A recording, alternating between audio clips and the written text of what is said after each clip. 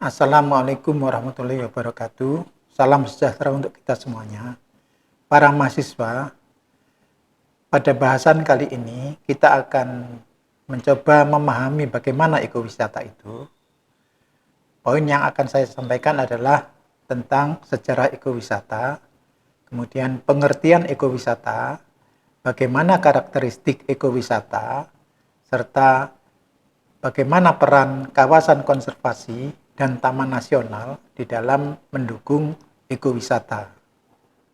Untuk itu kita perlu mengenali dulu bagaimana sejarah perkembangan ekowisata. Saudara-saudara pernah dengar film tentang Tarzan.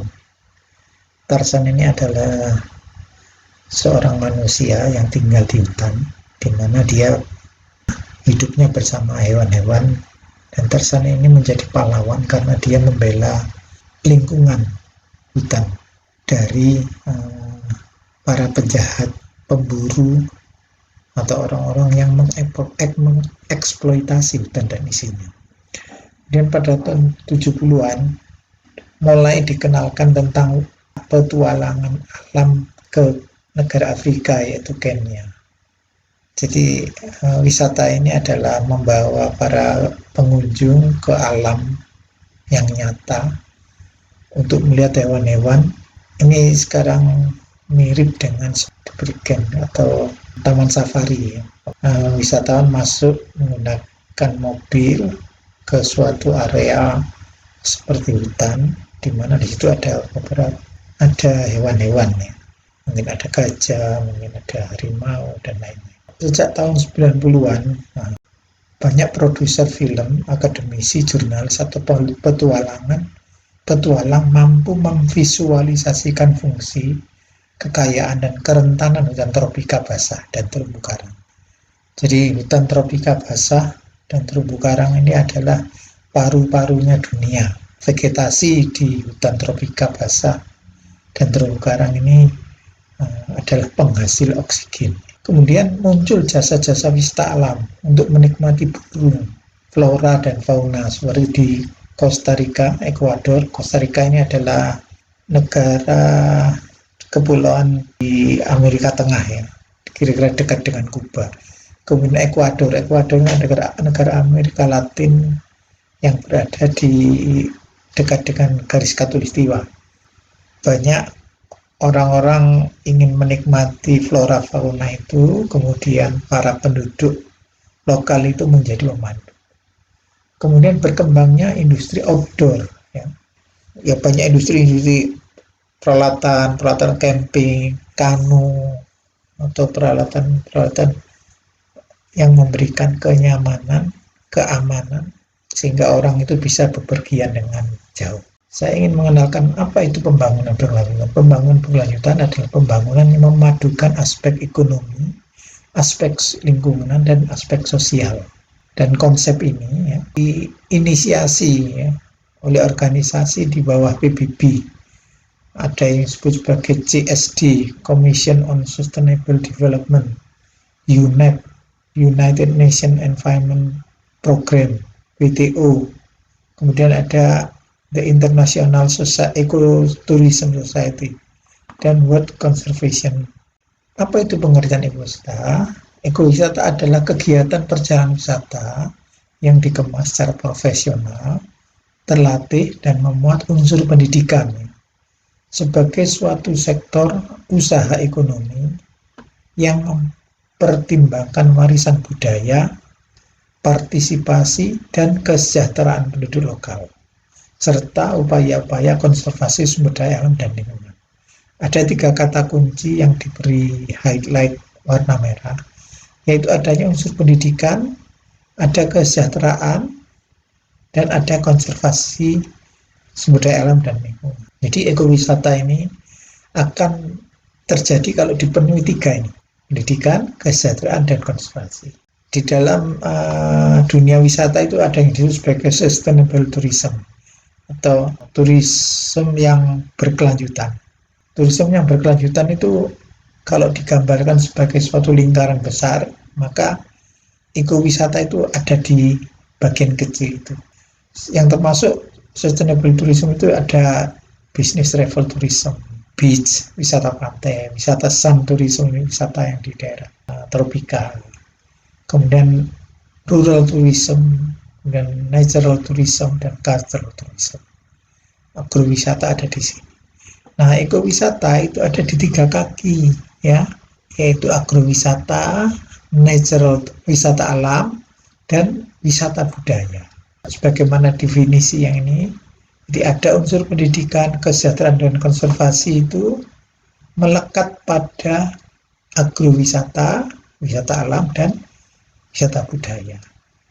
Jadi kalau salah satu tidak terpenuhi, ya tidak jadi ekoturism. Bagaimana karakteristik ekowisata? Karakteristiknya adalah sebagai berikut: efisien dan ramping. Jadi semua dijalankan dengan efisien, orangnya, manajemennya, dan sumber dayanya. Terdiri dari kelompok-kelompok kecil. Nah, di sini ada suatu ukuran, yaitu kurang dari 25 orang. Ya, wisatawannya tidak banyak. Biasanya akomodasinya kurang dari 100 tempat tidur. Dalam ekowisata tidak ada layanan hotel. Kalau hotel itu kan besar, layanannya itu mungkin 300 atau 500 kamar. Nah, ini sedikit. Nah, karena itu mereka biasanya tidurnya di homestay. Jadi di desa-desa tidak mungkin dibangun hotel, ya, tapi ada di rumah-rumah penduduk. Nah, ini mencerminkan usaha kecil dan menengah di pedesaan. Kemudian ada unsur pendidikan yang sistematis. Ya.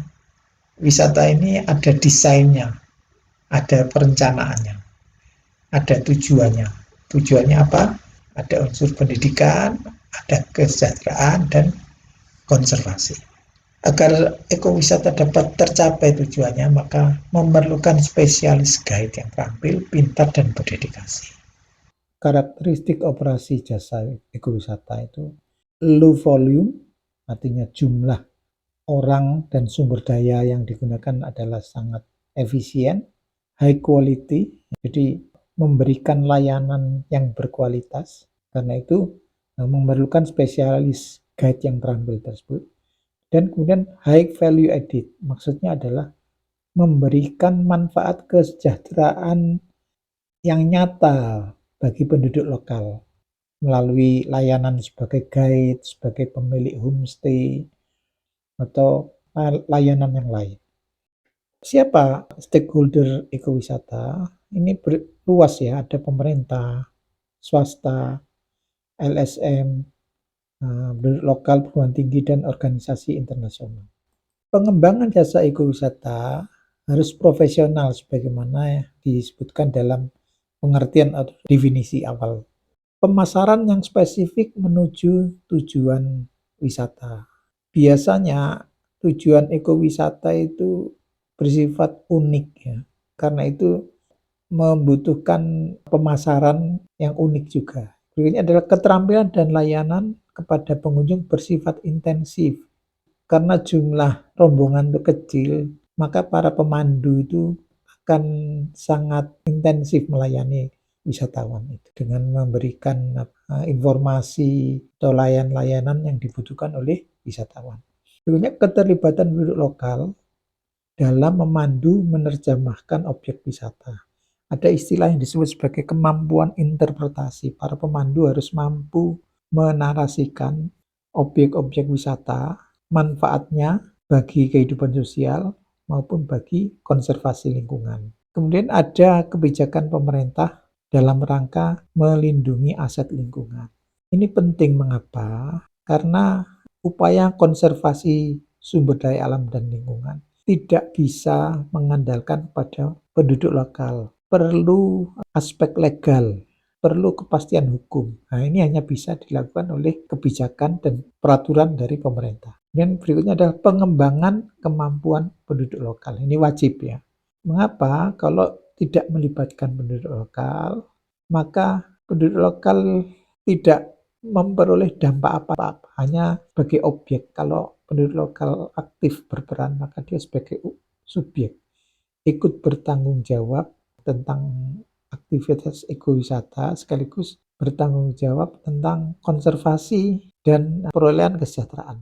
Nah, ini adalah kategori kawasan konservasi berdasarkan IUCN. IUCN ini adalah Lembaga Konservasi Dunia. Ini ada klasifikasi area konservasi. Yang pertama ini ada 1A, 1B, 2, 3, 4, 5, dan 6. Saya jelaskan ringkasnya aja. Semakin ke bawah, pengelolaannya semakin longgar. Kalau di atas ini adalah hutan-hutan lindung, kawasan suaka alam. Kemudian suaka marga satwa yang 1B. Berikutnya atau Romawi 2 ini adalah Taman Nasional. Taman Nasional adalah kawasan pelestarian alam yang mempunyai ekosistem asli, dikelola dengan sistem zonasi yang dimanfaatkan untuk tujuan penelitian, ilmu pengetahuan, pendidikan, menunjang budaya, pariwisata, dan rekreasi. Ini kita punya Undang-Undang Nomor 5 tahun 90 tentang konservasi keanekaragaman hayati. Disinilah tempatnya atau objek ekowisata. Ekowisata tidak boleh di atas. Ekowisata boleh di sini. Di beberapa tempat ekowisata boleh di tempat yang lebih di bawahnya. Ya, ini sebagai informasi untuk kategori yang ketiga, Roma 3 adalah monumen alam. Antara situs warisan dunia, situs Ramsar.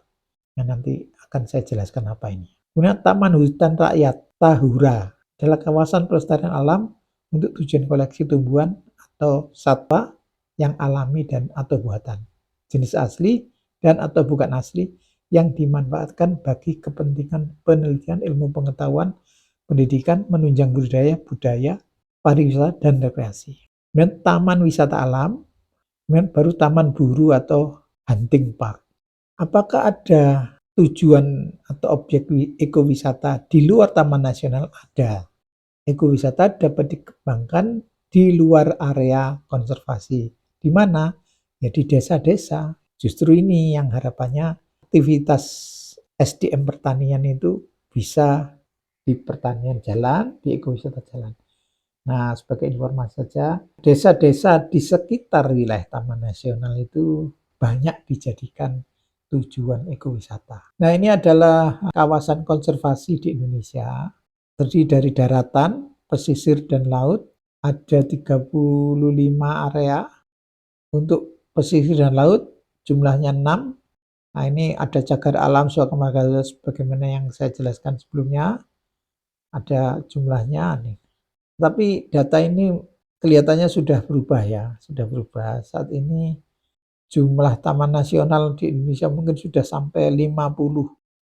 Nah, ini adalah taman-taman nasional yang ada di Indonesia, sebarannya di Jawa, setiap pulau ini, Sumatera, Kalimantan, Sulawesi, Bali, Nusa Tenggara, dan Maluku, dan Papua. Nah, yang ada di Jawa adalah Karimun Jawa, Bromo Tengger Semeru, Meru Betiri, Baluran. 3 ini, nomor 2, 3, dan 4 ini ada di Jawa Timur.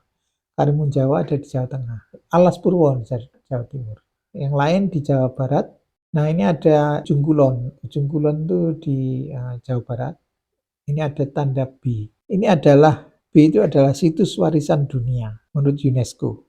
Ini semua UNESCO ini. Yang A ini cagar biosfer. Nah, cagar biosfer itu kurang lebih bermakna kawasan yang dilindungi karena memiliki keunikan di dalam mendukung flora dan fauna. Gunung Leuser, Siberut, ini biasanya ada flora dan fauna yang dilindungi. Kalau situs warisan dunia itu adalah, kalau Lorentz karena memiliki salju abadi di tropika. Ini nanti mahasiswa bisa membaca sendiri ya. Sedangkan situs Ramsar itu kalau tidak salah lahan basah berupa rawa-rawa. Ini adalah kaitan antara jasa ekowisata dan Taman Nasional. Mengapa pelaksanaan jasa ekowisata itu ada di Taman Nasional? Karena Taman Nasional memiliki SOP tentang pengelolaan ekosistem, standar dan prosedur mutu pengelolaan lingkungan, keamanan dan kenyamanan, kegiatan-kegiatan pendidikan, keterampilan, penelitian, dan pengembangan. Partisipasi pengelolaan oleh operator swasta, kerjasama internasional, dan pengembangan promosi. Taman Nasional di Indonesia itu ada di bawah Kementerian Kehutanan. Sebagai lembaga pemerintah, mereka punya kompetensi untuk menjalankan SOP ini. Jadi mereka misalkan ada penelitian, mereka punya peneliti. Untuk keamanan, kenyamanan, mereka punya orang-orang yang misalkan saudara kalau naik Gunung Semeru, maka yang menjamin kepastian keamanan dan kenyamanan para pendaki itu adalah tugas dari Taman Nasional. Jadi mereka biasanya punya polisi hutan. Nah, kemudian mereka punya kegiatan pendidikan dan keterampilan, mendidik masyarakat.